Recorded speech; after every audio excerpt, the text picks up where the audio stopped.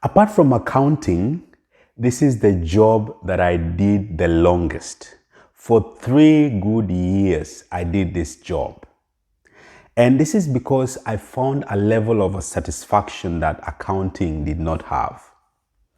And I came this close to moving completely from accounting and changing my career. Now, this job changed my attitude towards life and also made me a better person. And because of that, I have never fully resigned from this job. I still find myself doing it sometimes on a casual basis when I get time, or once in a while just volunteering. Hello and welcome. My name is Barnabas. If you're new to this channel, this is your #1 channel that brings you life Upper Melbourne in Australia. And not only that, it's a channel that inspires you, motivates you. If you haven't made it today, you can still make it tomorrow. So I want to welcome you to this channel, please. If you haven't subscribed, please subscribe, click that button and bell so you get notified when I post a new video. And please comment, engage with us so we can make it a family and encourage each other. And this is my objective for this channel, that you will not just find entertainment, but it will also inspire you, it will also motivate you to stretch yourself and do something. Now, in our last video, we started looking at different kinds of jobs that you can do here in Melbourne or in Australia as you work your way towards doing your dream job, your career job, or what you've studied. So, and I began by looking at what I did the first time I landed here in Australia. And I just thought I would talk about my life because I can understand, because I've done these things. You know, I can explain it better because I've experienced this thing. I will also engage at some point some other people with different experiences, and so that we can learn from experience, get it from the horse's mouth, as they say. So we began in the last video when I landed in Australia, the first job, I pushed trolleys. So if you haven't watched that video, please look for that video and watch. It will be a good starting place to understand this series. Just before I jump into what I did next after pushing trolleys for 1 month, I just want to explain that if you move to a regional town, the options that you have might be a little limited compared to if you move into a big town. If you move into a big town, you will have several options, but all the same, you will still find yourself doing these other jobs. More so if you're a student, if your schedules, are tight, with classes to attend, or differently, you will find yourself looking for jobs that will fit your schedules, and you might find yourself doing these other kinds of jobs. So it's important to know what these other jobs are. All right. So after 1 month of just slightly below 1 month of pushing trolleys, a friend of mine informed me that there's this company that were looking for what we call disability support workers. And so if you're interested, please go and deliver your CV to this place, and they will call you for a group interview. And after that, if you're successful, then you will be trained for 2 weeks, and then you get the job. So this is a friend who already was working in this same company, and so without even thinking, because I already was tired of pushing trolleys, I printed my CV and dropped it into this place. And immediately when I came back home, I got a call and saying that I should come for an interview on Monday evening. And when I went there on that very day, it was a group interview. We were like 20 of us in the same place. And it wasn't an interview as such, because there were different people. There were accountants there were doctors there were different professionals. There were those who didn't have any papers as well, mechanics, and everyone was around there. And I wondered because, they started asking us what we are trained on and what our past work experience is. And everyone said what they have done. And there were all kinds of people in that room. And so I was a bit comfortable that they were all careers represented. Now, after the interview, which didn't seem like an interview, it was just a discussion, getting to know each other, we were informed that very evening that we all passed the interview. Now, the next thing was to come for a training for 2 weeks. And the good news was that this training was paid. It was a paid training for 2 weeks from 8 till 5 in the afternoon. Now, that's how I got myself into becoming a disability support worker. So for these 2 weeks, we went through a rigorous training. Talk about information overload. That was it. From 8 o'clock in the morning to 5 o'clock in the evening for 14 days, it was crazy. One thing after another. We went through first aid, practicals, CPR. If you don't know about CPR, you can Google it. It's how to resuscitate those who are unconscious or having breathing problems, how to treat different conditions. We went through, training of how to handle autism, people with autism and ADHD and different kinds of diseases, diabetes, epilepsy, and all manner of disabilities, from just intellectual disability to very high-end, high care clients, how to deal with behaviors, things like continent, handling continent, feeding, food preparation, different kinds of foods, and depending on the ability of the clients, we had a lot to learn within these two weeks. It was a crash program. And when Friday came, I thought we'd go and have a rest. We were sent that very evening to what we call a buddy shift. Now, a buddy shift is, when you are an intern or when you're starting to work, you go to this workplace environment and you find people who are experienced and you just watch them, or you can ask to do little or easy tasks, and you also watch what they're doing, and you learn through just being there and being able to learn the job when you're with the experienced staff. So I went to this place, and it was a home environment, where there were 4 clients. And in that house, they were all high needs. High needs means they can't do anything on their own. Starting from when they wake up, you have to take them out of bed. You have to give them personal care, prepare food for them, feed them, clothe them, everything. Put them in the wheelchair, back to the bed and everything. They can't do anything, literally anything by themselves. You have to help them.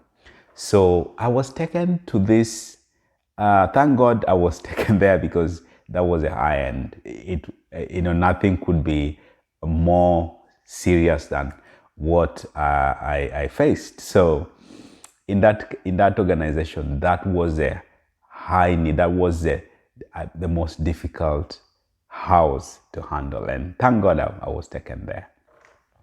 And when I went there in that house, I just literally would watch, and in me, I have this thing in me is telling me this is really full on, but I also have a conviction that this is what I want to do. I have responsibility and I cannot back off. This is what I have to do. Luckily enough, there were 2 staff on shift that night. One of them, his name is Michael, good friend of mine till today, an elderly man. He's originally from South Africa. Now, Michael just understood that this guy is scared, or this guy is probably overwhelmed. So, he just said, man, don't worry. This thing is easy. He made it so easy. Every task, he made it so easy and explained. And he really just wanted me to understand that this is possible. Everyone can do it. This is possible. This job is the easiest. Michael, wherever you are, I salute you. You're my buddy. You're my friend till today. And so Michael made the work easier for me, but it wasn't easy at the first day. Three of them, very high-end, high care needs, everything that evening we have to do for them. And one of them had two of them, but specifically one of them had a behavioral issue. She would repeat words. She would repeat this word over and over again, of one word, or one sentence. For example, oh, welcome, welcome, welcome, welcome. He would say that. You are welcome, you are welcome. He would say that word over and over again, over and over again. And when I went home that night, the words that she was saying that evening stuck in my head. I was going to bed and this word is still ringing in my head, speaking in my head, and I had to adopt to this kind of things. And I went home, and that weekend, they called me for shifts and started locating shifts for me. And I started doing this kind of job. And after a while, with the support of senior staff, I actually started enjoying this job. Why? Because I realized that these people need help and they need support. And if you view that kind of job that way, that without you, some of these people are not able to get out of bed, they're not able to feed themselves. If you view that in that line, you'll start enjoying, you'll start seeing your value. You start seeing what high contribution you're making into their lives, and you'll start enjoying that job. So I started enjoying this job. I started learning different ways of doing this job. I started doing, picking shifts, picking other shifts from other houses and other places, and I learned a lot. So for 3 years, I worked with different kinds of clients, from the little children, with autism, ADHD, to young people who are just doing skills, training, just having fun, going out to watch movies, or going out to watch soccer or rugby, going down to jogging, to swimming, or to people with high-end needs, like the one I've mentioned before. I did all kinds of jobs. I really, really enjoyed this work. And at some point, I thought I would enroll as a nurse, or just do something close to caring for people with disability. But one special experience that stands out for me was when I worked with this young man. He was 17 years old with autism, and towards the high end of spectrum. And it was difficult to work with this young man. In the entire company, at some point, no one wanted to pick his shifts. No one wanted to work with him. So, so it was difficult even for the parents, because sometimes you get tired taking care of these people with this condition. And I really felt, sometimes I would really feel bad for the parents when they bring their son to the facility and no one wants to pick the shift. So I raised my hand up and I said, I will do it. I will try and do it. We struggled a little bit because of his behaviors at the beginning, but after some time, after a few weeks or a month or so, we we formed this kind of relationship that we understood each other very well, you know, and I enjoyed working with him. I would take him to places, even sometimes his parents would be hesitant to take him. For example, in public areas, like, you know, going to watch a game, you know, in public areas, he would just out of nowhere start his behaviors, throw himself on the floor, or, you know, do something, and it would be very difficult to able to distract him, to be able to get him out of that place. So but somehow we just managed to understand each other, and I would take him to these places. I would take him to you know, to places that even his parents were surprised at some point. And after working with him for, like, I think like a month or so, I was called. I was called by management in the presence of his parents, and I was given a pay hike. I was given they changed my contract, and they gave me a pay raise because no one wanted to work with just this young man, and I raised my hand, and it worked well. I remember one day we had a Kenyan activity. I think it was one of these holidays, public holidays. So we were celebrating it as a Kenyan community. And so I talked to management. I said, well, I might work with this young man in the morning, starting from 9 to 12. So I will need someone to just stay with him after 12 for 2 hours before he's dropped back home. So one of the ladies said, okay, I'll try and come and work with him. It's no problem. So after working with him, you know, from 9 till 12, this lady came to take over, and I left. I drove off. Not too long after I drove off, this lady calls me and she says, Barney, he's making a mess. He's making a mess. You have to come back. He's holding me. He's throwing things on the floor. He's made a big mess. And he calls me and she's distressed. And I told her to put the phone on the loudspeaker and put it close to him. And I called his name and I said, sit down. I said, sit down, I'm coming. And then I came back. And when I came back, I found the lady standing by the door and just waiting for me. And this young man was sitting quietly on the floor. And this lady explained to me and said, immediately I said, sit down on the floor. He went down and sat on the floor, and he didn't move until I drove back.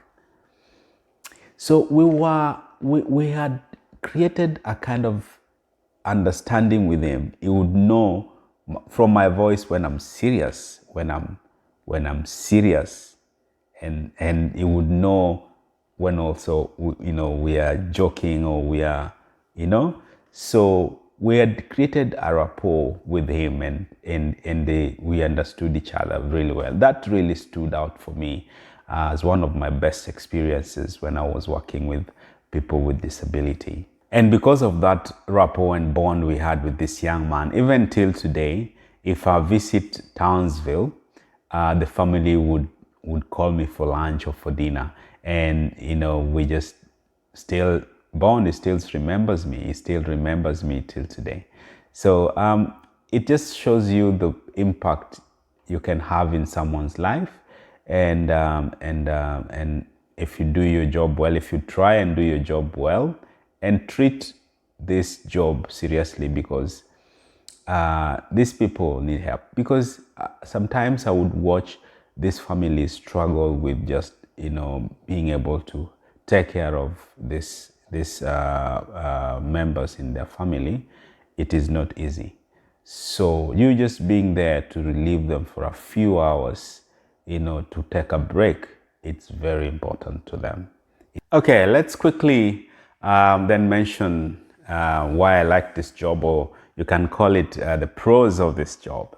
You know, why did I like this job? Or, you know, what are the things that I loved about this job? Number one is, as I mentioned in the introduction, the level of satisfaction that I got from this job accounting or cannot give.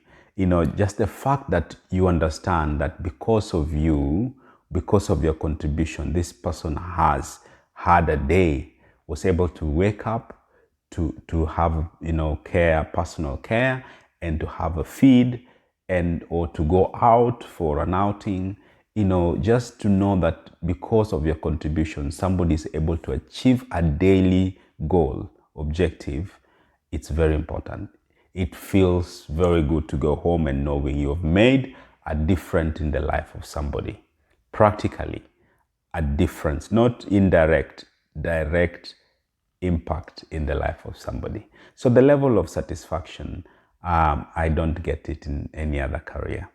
When an overwhelmed parent comes back and say, thank you for taking care of my child. I was so tired. Now I feel so refreshed. That satisfaction is so good. Number two, that job is also well paying. I mean, as I remember, it's between $30 an hour to $40 an hour, depending on the company you work for. And so, it's well paying, and if you're working on Saturday, the rate is 1.5. So if it's $40, you'll be paid $60 an hour. And if you work on a Sunday, you'll be paid $80 an hour. So it's a double time. So it's a well-paying job. Number three is you're always trained to do this job. You're trained on how to give medication, how to prepare food and give food. You prepared everything you're taught how to do. And there is always a continuous training. So you don't figure things on your own. It is highly organized. So you're trained in everything. Number four, this job made me understand lots of things and made me change my attitude towards life. I started becoming more appreciative towards small things. Some things that people would think it's obvious, like just talking, walking, being able to eat, without support. A lot of things, that people take for granted. If you see people who are struggling to swallow food, and you're able to just eat, without thinking about it, it made me appreciate God for so many things. It made me a more patient person, because sometimes you have to, listen over and over again at what someone is communicating. There are people with disability who have issues with their speech. They are not able to articulate their words properly. And so you have to listen, you have to ask, you have to give options. You have to be really patient with people. So it changed my life. It changed my perspective towards lots of things. It also gave me a well-deserved break from accounting. So for 3 years, I would go on doing this job without thinking about accounting. I've done accounting and auditing all my life after college.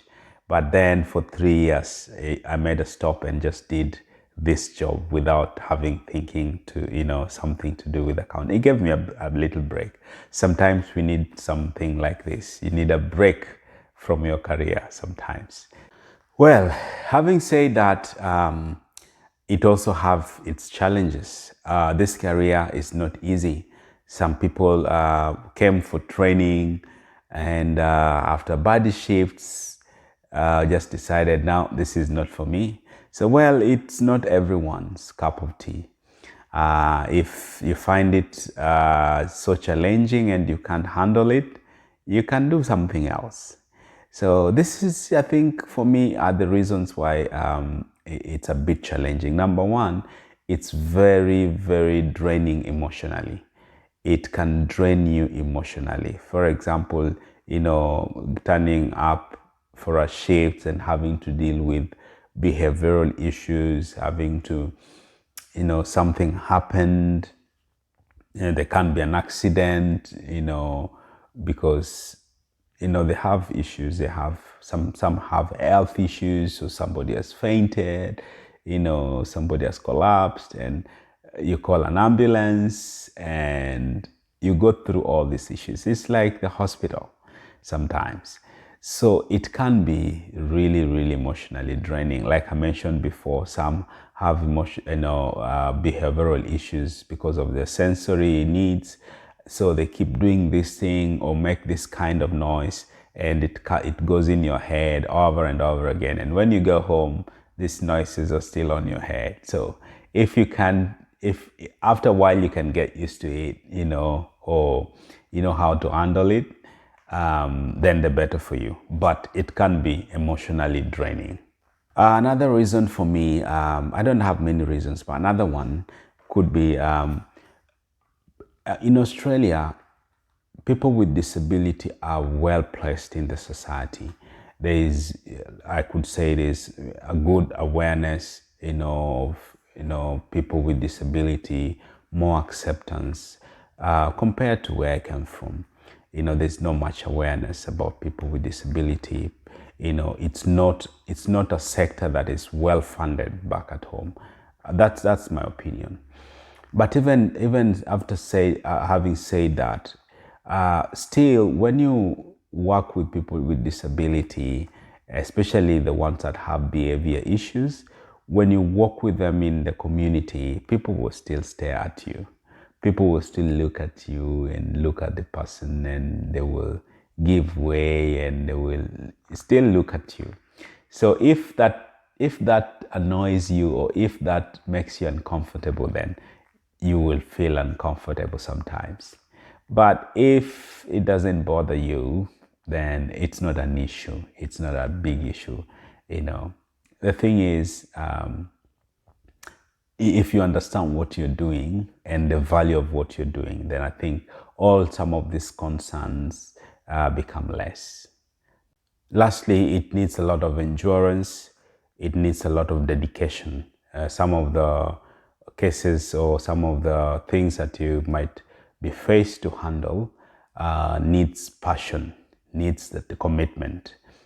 For example, having to handle personal care for people with disability, it needs a heart. It's like a calling. It needs a commitment, and somebody who has a responsibility, somebody who knows, that the value of what they're doing, So it needs a commitment. That's what I would say. You must have made up your mind that this is the thing that I want to do. In conclusion, disability support work is one of the readily available jobs. Anywhere you go in Australia, you will find this kind of jobs. It's because that disability sector is well funded, is highly valued in Australia, and unlike many countries, it's highly funded, and so the jobs and the funding is available, and so it's a job that is readily available anywhere you go in Australia. And so I know many people have done it, either students or skilled workers who are still looking for their careers. And so it's possible you can do it. And just as an advice, as somebody who has done it for 3 years, is it becomes easy if you know the value. It becomes enjoyable, or it becomes satisfying if you know the value. I want you to look at it this way. If you treat disability support work as if you are working with your child, or you're taking care of your child, or your sibling, or your parent, and you're getting paid for it, how will you do it? If you think about it, maybe think that the client you're taking care of is either your child, your sibling, or your parent, and you're getting paid for it. I believe you will do a good job. Sometimes it can be hard, but if you have a responsibility, if you understand the value that you're giving to these people, then you will love the job. Hey, that's all I had for you today. But before I let you go, answer the following questions or any of the following questions in the comment section below. Number one, is disability support work something that you would like to do or something that you love to do? Number two, if you were me, would you change your career from being an accountant to a disability support worker? Number three, what are you doing currently? And given a chance, what career shift would you make? What else would you like to do? All right, please comment in the comment section below. Like and subscribe and stay tuned for the next thing. Stay tuned for our next video and may God bless you. My name is Barnabas, the son of encouragement. Bye-bye.